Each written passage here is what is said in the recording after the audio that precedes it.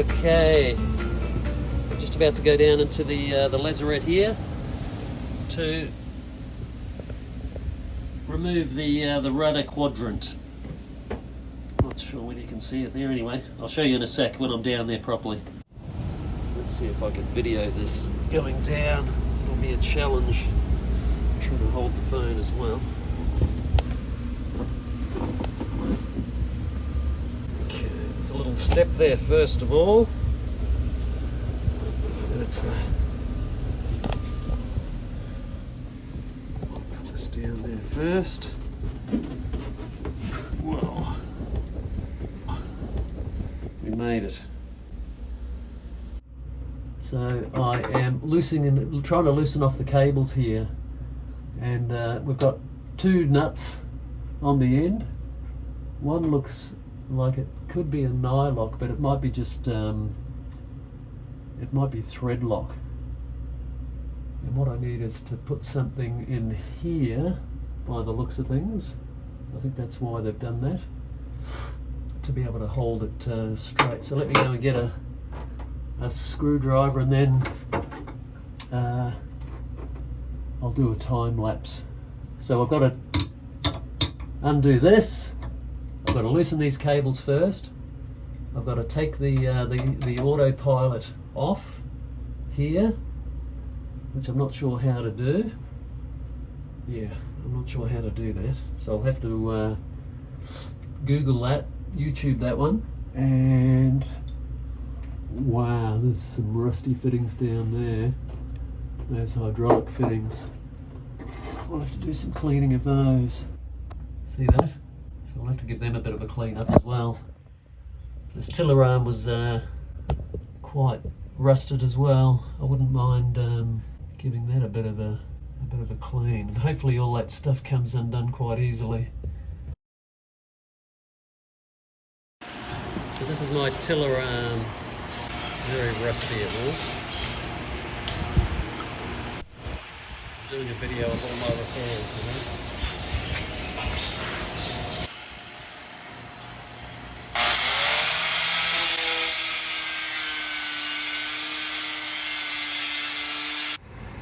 Okay, here's the rust-free tiller arm and stopper there. Ground back to nice new metal. I've used rust converter and primed it with Joe Domestic 90, so there should be no rust at all down there anymore, which will be nice. Okay, here's the newly painted radar mount and fittings. I've just done those in a Joe Domestic 90 primer, which should work fine. And the master's just had a clean and a polish ready to go up. Again, hopefully within the next week or two. Looking pretty good. Monastrell has been moved to be able to move this boat out. So Monastrell was here, and now she's sitting in the slings. So they've just moved me off my position to get that boat out, and then they'll put me back again.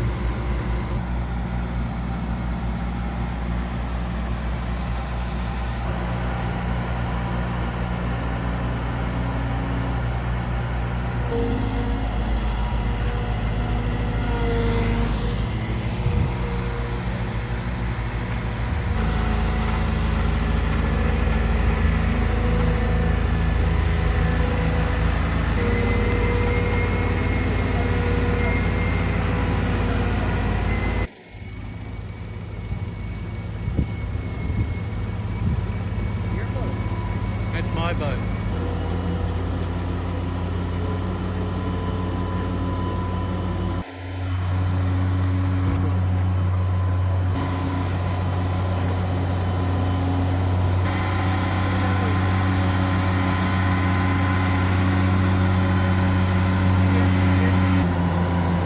Okay, back in position. Kind of. It's not quite where it was, but it should be okay.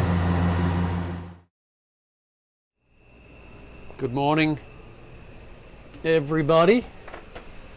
All of you who are watching this video this morning. We have a bit of a junkyard out here at the moment, and there's a bit of sanding going on next door, and I can smell it in the air. I was going to do some rudder work this morning, but I'm starting to rethink that. I'm not sure whether that's such a good idea, but anyway, I'll just go and show you quickly what I'm about to do. The wind's blowing. You can probably hear the buzzing over there, and the wind's blowing in this direction, so it's not the healthiest environment to be in, because there's probably silica in the glass that he's sanding, possibly. Anyway, what I'm going to do today is drop this rudder. I need to get to a couple of things. I need to fill this gap here, which is possibly where water has got into the rudder in the past. So I'm going to make up a silica epoxy to fill that all the way around. I've actually cleaned out that area completely for that purpose, and then this flange here, this one here, has to be glued into the tube, and that is going to be a little bit challenging because it needs to be completely central up in that tube. I'm not sure whether you call that a flange or a bearing actually, but anyway, whichever one it is, that has to be glued into the tube, and that means there will be zero play in the rudder. But if I don't get it straight, it means it creates a new problem. What I'll do is create a timber wedge that will sit on top of the jack, so that when I finally lift it, it will be lifted straight up into the hole, hopefully. That's the plan anyway. I've shown you this before, but the keel area has been completely cleaned up. I've tried to put some marks there to establish a centre point for the trailing edge of the keel. The keel area there has been completely cleaned up. I've got all of the old silicon off. The top of the keel, all of the keel bolt holes have been tapped just to clean them up, obviously. They still look pretty good. Oh, I've got some bugs in there. That's interesting. We're doing a little bit of nesting in there. And yeah, anyway, the top of the keel has been re-primed. It's all nice and clean. I'll just give that a bit of an acetone just before we apply the sealant. And the keel's ready to go back on, which I'm hoping will be tomorrow, which is Wednesday or Thursday. Oh, actually there's a tiny bit of rust reappeared there. That's not good, so I'll have to put a little bit more rust converter on that spot there. Can you see that there? Tiny little bit of rust. Given that I've got it off already, I want that looking really perfect. So I'll do that today, and maybe put a little bit more primer, that one little area, and it'll be good to go. Still no mast up, of course. Once the keel goes on, then I can put the mast up. The rigging has already been done, and then the mast can go back on after the keel's on. There's the boom. Okay, let's find some rust converter, which should be in here. And the rust converter, which is called Osfo. There it is. Osfo. This has been a very good one. I've used another brand, but I just found it wasn't quite as effective. Alright, nice and clean. Don't need too much of that. Paintbrush. Alright, I'm going to do that a little bit on the keel, and also maybe some of the rudder, not the rudder chain, the anchor chain. Okay, let's take this bit off here. Make sure there's nothing with a rust anywhere else. Make sure that's not going to come loose. And you need the tiniest amount on here.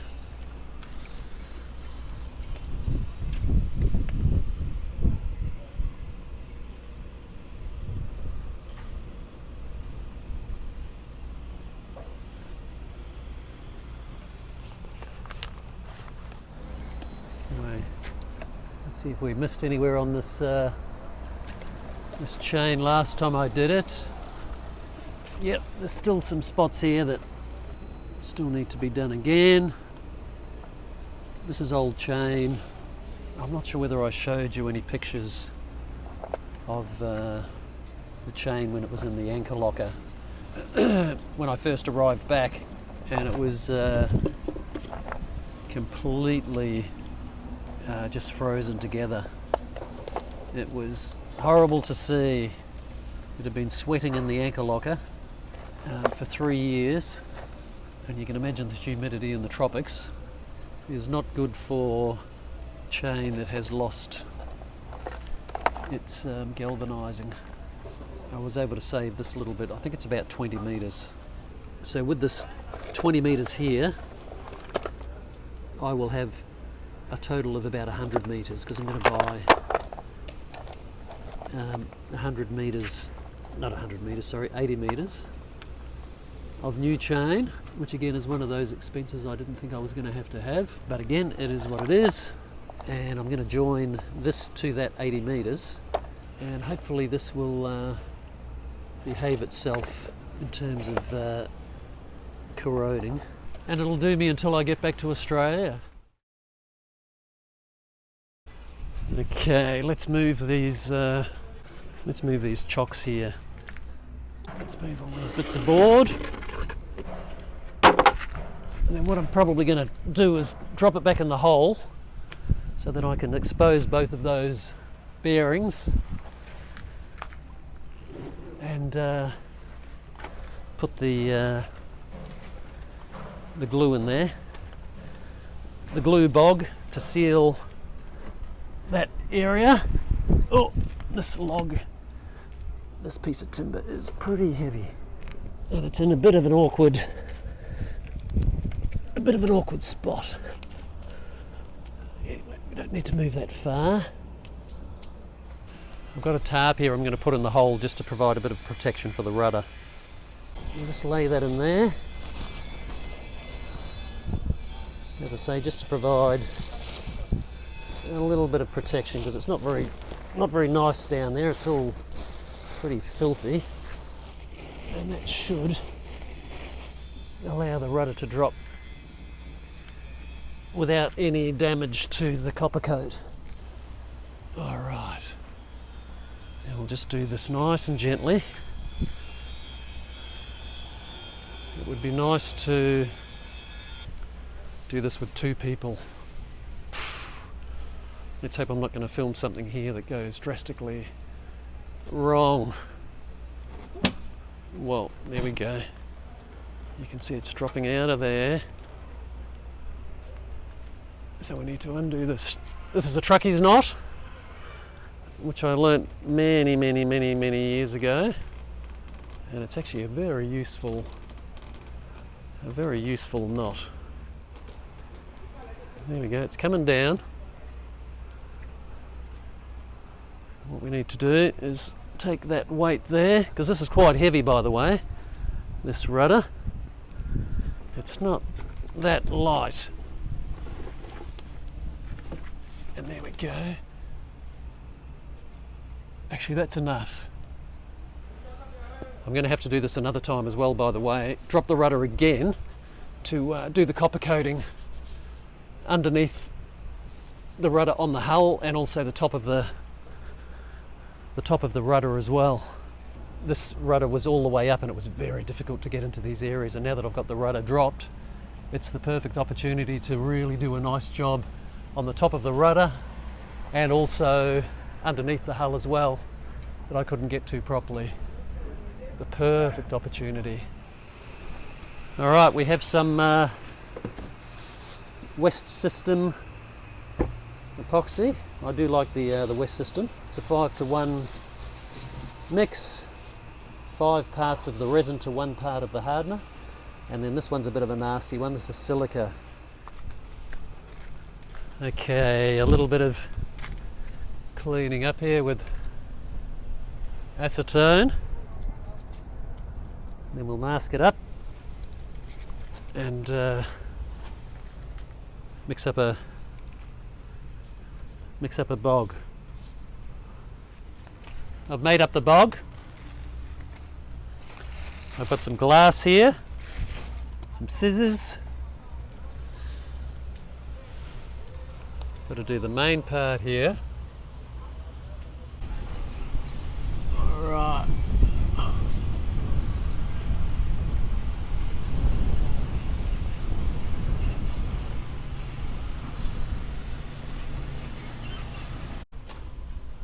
Okay, happy with that one?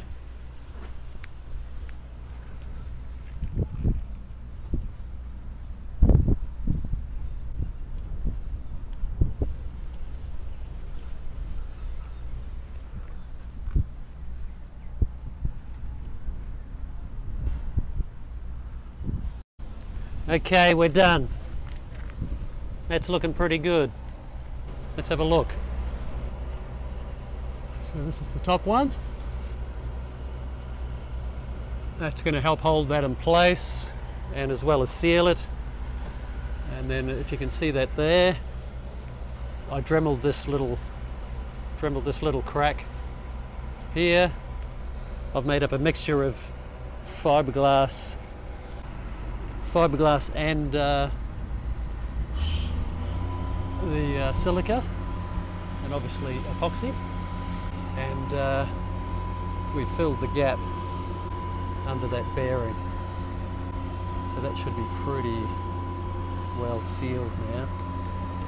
So masking tape will come off. I'll just have to sand that little bit there and on the other side, and then it'll be ready for copper coating and back into its position in the boat, which is the best part. So the next job is the keel itself. All right, it's happening. Keel's coming down. Got Mark here helping. Leon directing traffic. Leon's on the travel lift, and we're lining up these holes here.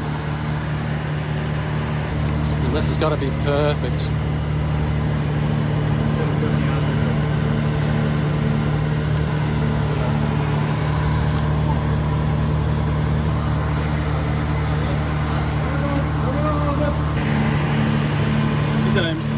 Whoa, whoa, whoa, whoa, whoa!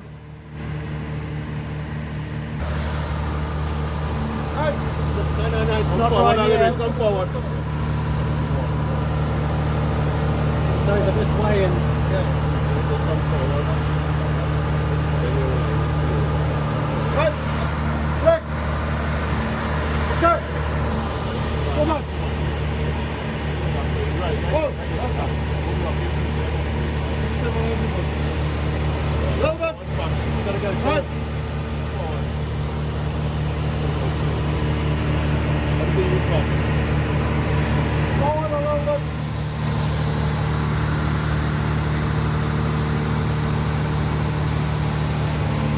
Ready, right? Come on, return you up. Come forward. Ready. Whoa.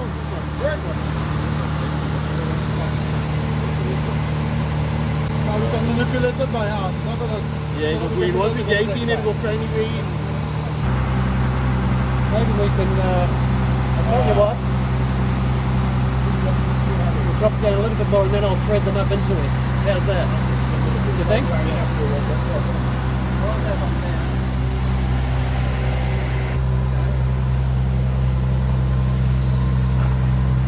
Clever clogs, you. Whoa, whoa, whoa, whoa, whoa. Push it.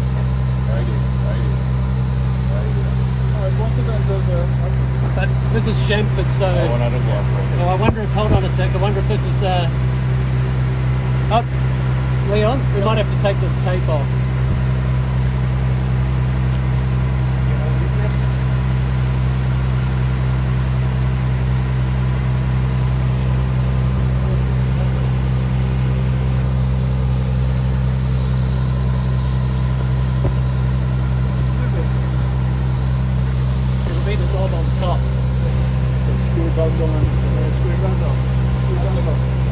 And it's probably going to go up in there, I think.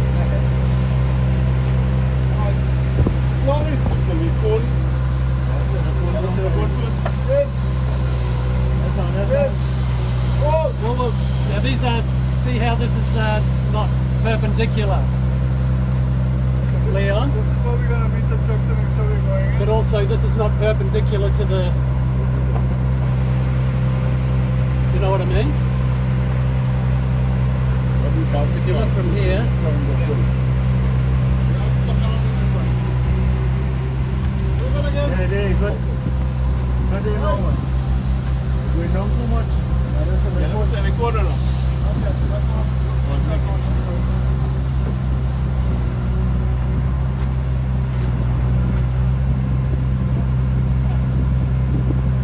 Drop the front there.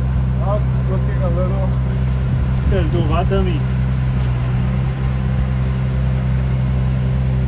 it's resting on the back. Drop the front there. Raise the back and drop Weights the are on the back. back. Raise the back. Coming down. Come down.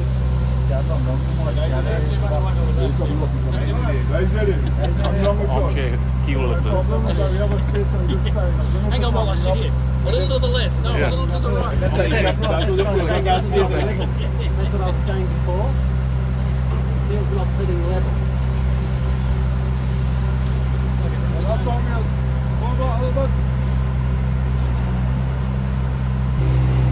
It's completely clear the back. That's off, right? You see a light through the back? You see the light? Yeah.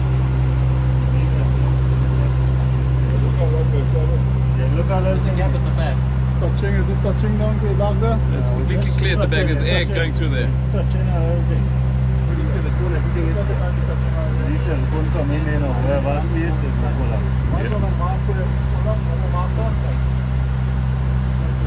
like it's touching all the way here.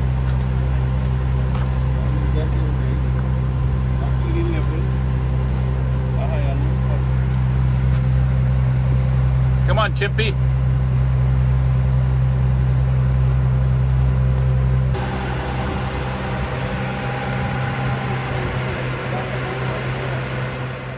After a lot of consideration, I decided to reinstall the keel myself, with the help of the travel lift operators, obviously, who, by the way, did a fantastic job. Yeah, but there's movement in the hull. They're oversized. I can try to pull the front around a bit. Because that's important. And so the process was preparing the keel firstly, obviously, and the underneath of the hull, making sure that everything was clean and dust free. I purchased some rod to use as guides to guide the keel up into the keel bolt holes. So as you can see here, I have a threaded rod at each end of the keel. The first thing was to do a dry fit to make sure that everything fit. In other words, the keel profile matched the hull profile. So after the repairs were done, that was important because obviously the keel potentially was altered slightly, but as it happened, that ended up being perfect.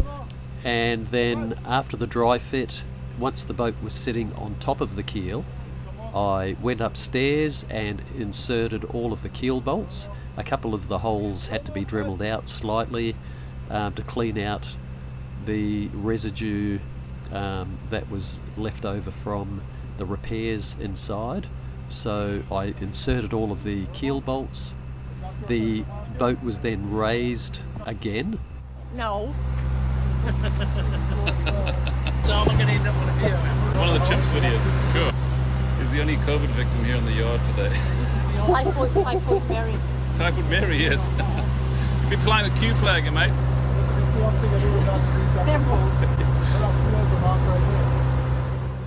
Then we applied the sealant, which was 3M 4200, onto the keel, around the keel bolts, etc. We didn't film that, unfortunately, because Mark and I were both busy doing that job, so nobody was available to film. Looking pretty tight like a toiger. Actually, that'd be tighter than a bull's ass in fly season. I was going to say tighter than a frog's ass. Right, yeah, right.